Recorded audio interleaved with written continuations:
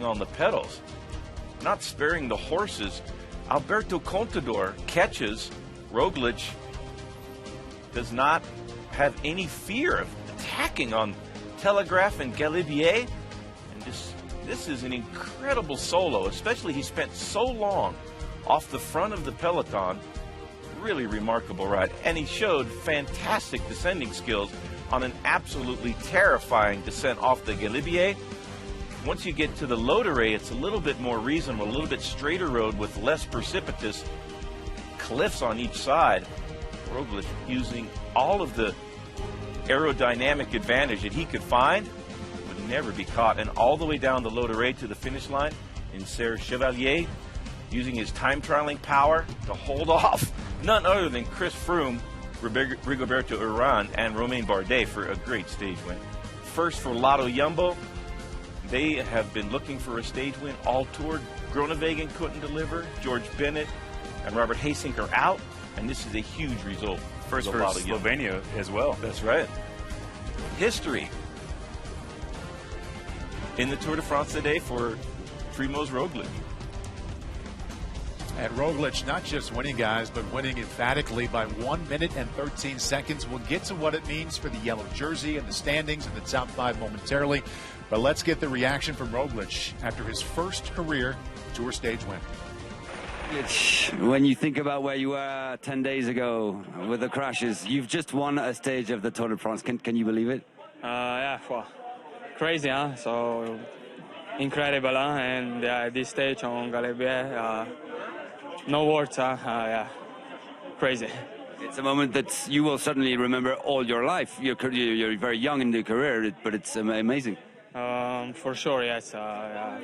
Right now, still, I cannot really find all these feelings, and but then later probably, I will know how big is all this.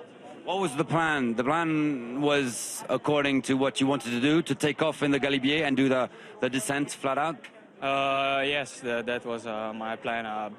I just I was somehow decided to go for it finally today, and also my girlfriend and my family was today here, so it was crazy. Extra motivation and a lot of confidence in your career.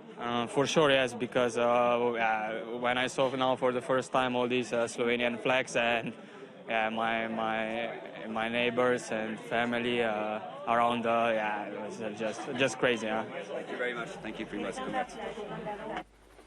The details of the yellow jersey standings look a lot different after stage 17 than they did before. Chris Froome still on top, but now his lead is 27. You notice Fabio Aru dropped quite a bit, all the way down from second to fourth. Urán officially in second place at 27 seconds back. Bardet right there with him, also 27 seconds back. So some movement there at the top like you guys expected. What's the headline there with the yellow jersey standings? Who could actually take Chris Froome off the throne? I mean, I saw some attacks a little bit too little too late. Landa was very strong, as we expected, the teammate of Chris Froome. I saw the most movement by Dan Martin, and you saw him pay for that later on, missing out on the top and missing on the sprint. Most likely, he probably would have won the sprint for second place, but coulda, woulda, shoulda. But at least he tried. The other guys, Bardet attacking a little bit. Urán didn't need to attack. He still has the TT in his pocket.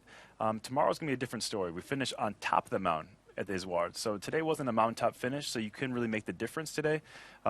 So I'm really looking forward to see what happens tomorrow, see if Urán moves. It's Colombian Independence Day. He's got all the reason in the world to get up there and go for it.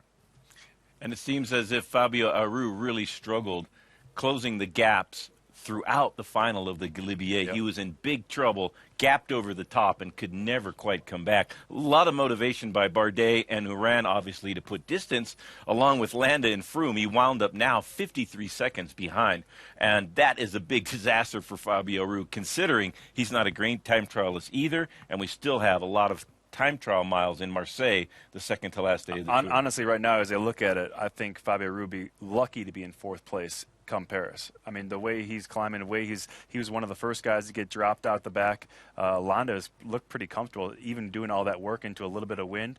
Landa's a better time trialist. So Fabio's got to have a big day tomorrow in Izward. That's going to be a historic day up there. Haven't really had a mount-up finish up there on top, so everyone's going to have to bring their A game. It's the last day, really, the mountain for all the climbers, and then they just got to hope for the best day of their life come in Marseille for the TT. A consensus that Aru had the worst day in the top 5, going from 2nd to 4th.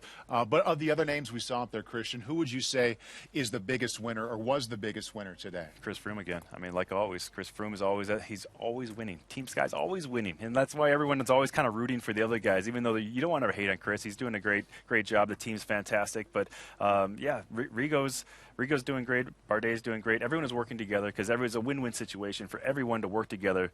Throw Aru out the back. Dan Martin didn't really matter as much since he lost so much time yesterday. But yeah, I think again, it's Chris Froome is always winning somehow. He's putting himself in the correct situations at all times, doing the right things. The team's doing fantastic as usual. The 3 mics are on point. Nive not so much today, but Mikko Kwiatkowski was fantastic. You saw him do his work and it come to a standstill. And if you have a teammate that cannot barely even pedal his bike after he does his work, you know that he's given everything in his body to do for the team, not for himself, for the team. So team's fantastic yet again. I don't know, Bob. Tell me if I'm wrong, but I think it's looking pretty good for him. You have a guy like Vasil Kirienka, does an hour and a half on the front of the peloton. Yeah. Then you still have the rest of the team, some of the strongest guys in the race. They're so clever, Team Sky. They don't have each guy. They have 5 guys left in the finale.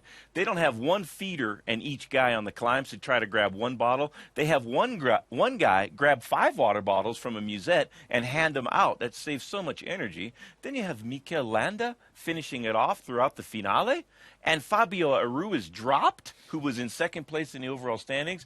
Tough team to beat. Easy to hate, Team Sky, unless you're on it. Yeah, you think back to the finish of the Pyrenees up that last 400-meter climb. It was really the only poor moment that Chris Froome and Sky have had. They've been at least solid or maybe even good the rest of the time. Primoz Roglic, the winner. We saw him and what his race was about here in Stage 17. Let's get back to Froome and the leaders. They were the group that established themselves right behind Roglic, and Froome found a way, with the help of Sky, as you can see, to stay right there in it the whole time. This is what we're talking about with Team Sky, the juggernaut on the front. Landa's there, Mikel Nieves there, Bardet and Viermoes are presumably asking about attacking, but it was Dan Martin that went on the offensive. That put the end of Kwiatkowski's work to rest, and it took a long chase to bring Dan Martin back into the field. But look at this is the effort that Kwiat put in to control the tempo, absolutely glued to the road. Everybody dedicated to Chris Froome. Then Barguil, and Bardet on the attack. Warren Barguil needs to get some King of the Mountain points because Primoz Roglic at this point is just about to go over the top and get maximum points in the King of the Mountain competition. Bardet again on the attack. Yeah, Bardet continues to attack. Really, everything's been softened up by Dan Martin before this. A lot of wind. Bardet attacks again. And as we were talking about a little bit earlier, this is high altitude. It's hard to keep on attacking. Everyone's on the limit. It's a matter of who could keep on backing it up. And with every acceleration, Aru just kept on coming out the back, along with Yates and Menkes. After a few of these, Yates was never to see the front ever again. And Aru was not so far behind him. Look at the face on Aru, just everything he's got, trying to get his body up and over the Galibier. Bringing himself back yet again. A couple more accelerations that come, he would not see the front again. Dan Martin again on the offensive. Watch Froome's cadence here. He's carved up. He's well hydrated. He looks at his teammate Landa to see if he can respond and figures he might as well respond himself. Landa does collect himself. There goes Froome right after Bardet and Uran. And now that put Dan Martin into trouble. This acceleration by Romain Bardet caught Serge Powell. Passed him so quickly that Powell's got dropped. Contador, courageous ride, but was caught by a streaking Warren Barguil going for KOM points at the top of the Galibier. He gets 3rd in that competition to give himself a pretty massive lead. 49 points now ahead of 2nd place Primoz Roglic in the KOM points jersey. Darwin Adapuma from the early breakaway caught just at the start of the descent. Chris Froome going to the front. That's the best way to do your own descent. Talking to Bardet, let's work together. Aru is dropped. You can move up. Dan Martin chasing now with Fabio Aru. That's the only reason they stayed even reasonably close Aru had been doing the tempo from that group, doing the chase, and was constantly losing time. And when he finally hooked up with Dan Martin, he started to reduce the deficit, and Simon Yates just continuing to lose time on a pretty rough day for the Orica rider. Londa's still there at the front, the teammate of Chris Froome, leading out the sprint. Like Bob was saying before, having the luxury of having a teammate still with only 5 contenders still left in the race, one of them being your teammate, things look pretty good. One of the guys actually completely out of the GC. So really, these top 3 guys going for bonus seconds here. It's still so tight. Only 27 seconds separates the top 3 right now, with second and third more or less tied. Oran takes the first bonus seconds, and then Chris Froome the third. Dan Martin, easily the fastest guy out of this group, would have been the fastest out of the front group as well, but it doesn't matter, as he more or less comes in about 30 seconds behind that Chris Froome group. And then after that, another 30 seconds back to Yates in the white jersey. Menke's making some time back up on Simon Yates, now sitting 2 minutes and 28 seconds back on the young rider classification. Alberto Contador more or less lit this race on fire, paying for those early efforts. Serge Powell across the line from the early breakaway, and Simon Yates having a rough day. We don't often see that in the mountains, conceding some time in the white jersey competition. Look at the speed, though, of Rigoberto Urán for second place. Froome not bad either, coming around Bardet for the last time bonus of 4 seconds. Froome loses 2 seconds to Rigoberto Urán, but gains 2 seconds on Romain Bardet. So good riding by Froome, but pretty solid sprint by Rigoberto Urán. Still plenty of fuel in the tank for Urán. Another winning day for Team Sky, though. Chris Froome, his lead goes from 18 seconds to 27. His main helper, Mikel Landa, afterward with Steve Schlanger. What were the tactics between you and Froome as the stage wound down? The tactics of the day? Oh, we start with the idea of not losing time, no, with GC contender, and finally, yeah, we saved the day and also dropped Aru a little bit.